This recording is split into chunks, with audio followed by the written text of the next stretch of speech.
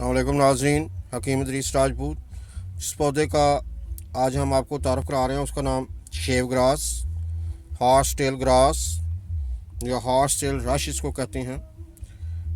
ये पौधा आप देख रहे हैं। इसको होम्योपैथिक में जो यूज़ करते हैं उसका नाम एक्विसेटम है, और इसकी ख़ास बात जो है इसमें सैलिसिलिक एसिड पाया जाता है।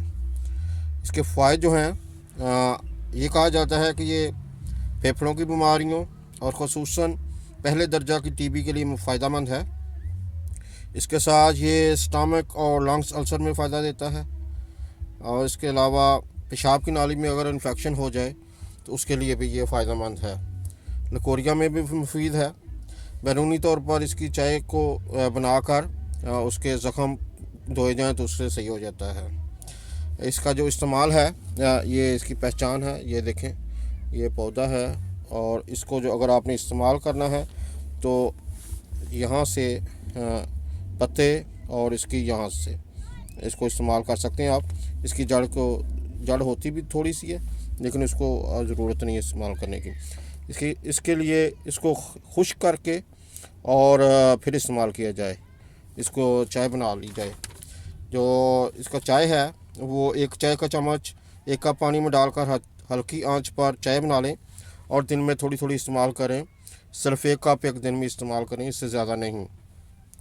ज़्यादा इस्तेमाल करने से ख़तरनाक नतीजे आ सकते हैं, इसलिए किसी माहिर के मशवरा के साथ इसको इस्तेमाल करना चाहिए। अभी हम आपकी उसको पहचान बताते हैं। ये देखें, ये पौधा है। इसकी जो मेन चीज़ है, ये यहाँ से लहदा हो जाती हैं इसकी ये पार्ट्स हैं, और इसी तरह इसके जो पत्ते हैं ये भी देखें, ये लहदा हो जाते हैं। सबसे मेन इसकी निशानी ये देखें,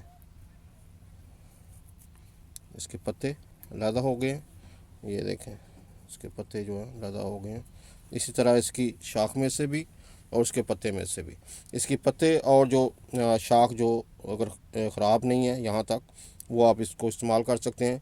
इसका टेंक्चर भी बना सकते हैं, और इसके लिए आप इसको खुश्क करके चाय की सूरत में बना सकते हैं। इसी के साथ मुझे इजाज़त दीजिए। हकीम इदरीस राजपूत को अल्लाह हाफ़िज़।